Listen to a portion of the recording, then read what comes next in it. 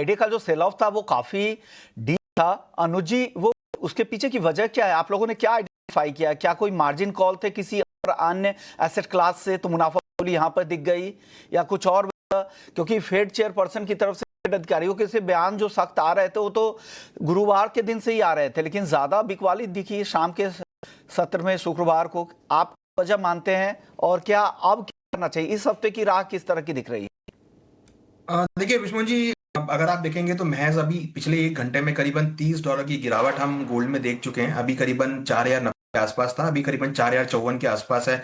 और एमसीएक्स करीबन 200 point negative रहा था, अभी कभी करीबन 1200 पॉइंट गिरावट यहाँ पर आती हुई दिखाई दी है। तो यहाँ पर अगर आप देखेंगे तो एक नेगेटिव ट्रेंड बनता हुआ दिखाई दे। इवन जो फेडरल रिजर्व की इंटरेस्ट रेट कट करने की एक्सपेक्टेशन है बिलो 45 हो गई है, तो कहीं ना कहीं ऑलमोस्ट नेग्लिजिबल के आसपास है। तो उसकी वजह से देख रहे हैं कि सभी एसेट क्लास में, इवन हमने अगर आप देखेंगे तो गोल्ड के साथ साथ हमने क्रिप्टो करेंसी में भी बड़ी गिरावट आते हुए देखी है। तो जितनी भी एसेट क्लास एक सेफ हेवन आती हुई थे, सभी जहां गिरावट देखने को मिली। उसकी वजह से अगर आप देखेंगे तो across the safe haven asset, चाहे वो क्रिप्टो हो, चाहे वो गोल्ड हो, चाहे वो सिल्वर हो, सभी के अंदर हमने यहाँ पर गिरावट आते हुए देखी है। और कहीं ना कहीं यहाँ पे डॉलर इंडेक्स और बॉन्ड यील्ड में एक रिकवरी आते हुए देखा है। तो सेंटीमेंट अगर आप देखें तो गिरावट हुई है। इवन अगर आप इक्विटी मार्केट की बात भी करते हैं तो इंटरनेशनल इक्विटी मार्केट में डाउ के अंदर भी हमने बड़ी गिरावट आते हुए देखी है। तो अक्रॉस अगर आप देखेंगे तो सभी सेगमेंट्स में एक बड़ी गिरावट का ट्रेंड हमने देखा है, जिसकी वजह से, जिसका मेन कारण इंटरेस्ट रेट्स हैं। तो मुझे लगता है कि अभी फिलहाल जो ट्रेंड बन रहा है गोल्ड सिल्वर में वो बिकवाली का है, और हमें लगता है कि अभी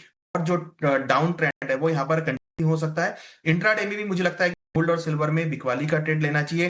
हालांकि गोल्ड में थोड़ा बाउंस बैक आता है करीबन 1,23,800 के आसपास, तो बिकवाली का ट्रेड लें। 1,24,350 का स्टॉप लॉस लगाएं। टारगेट 1,22,000 और 1,21,000 तक के लेवल गोल्ड में देखने को मिल सकते हैं। सिमिलर सिल्वर के अंदर भी 1,56,000 के आसपास बिकवाली करें, 1,57,500 का स्टॉप लॉस लगाएं। टारगेट 1,53,500 तक, 1,52,000 तक देखा जा सकता है। तो दोनों ही कमोडिटी में मुझे लगता है कि इंट्राडे में बिकवाली का ट्रेड देखने को मिल सकता है।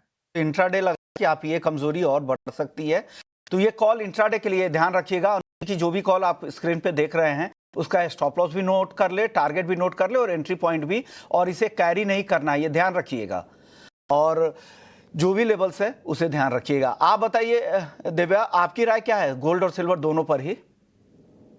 मेरा भी व्यू सिमिलर ही है। सेलोन राइस का व्यू है जिस हिसाब से फेड के ऑफिशियल जो बयान चेंज हुए हैं कि एक तरफ से एक्सपेक्टेड था कि मे बी कट की प्रोबेबिलिटी जो थी लास्ट वीक के से पहले काफी ऑलमोस्ट 70% की थी, अभी और घट के 45% हो चुकी है। तो उसके वजह से हमें सेल ऑफ देखने मिला हुआ है। और जैसे कि अनुज जी ने कहा कि मेजरली जो भी असेट क्लास है, may be crypto currency, equity, सबके अंदर एक सेल ऑफ आया है। तो एक प्रॉफिट बुकिंग भी हमें देखने मिला है, जो अच्छी रैली देखने मिली थी लास्ट वीक में।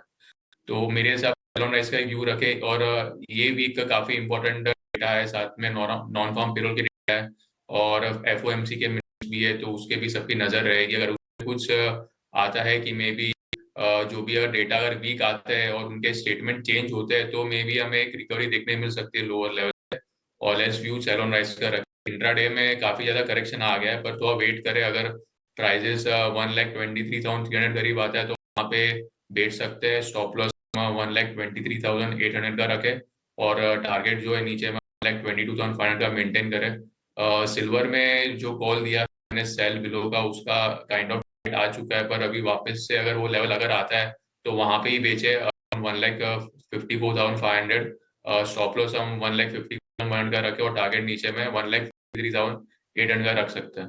देखिए, ये दोनों इंट्राडे के लिए कॉल, इसे कैरी नहीं करना है ना दिव्या जी? नहीं, सब इंट्राडे कॉल से। ओके, तो ये ध्यान रखिएगा।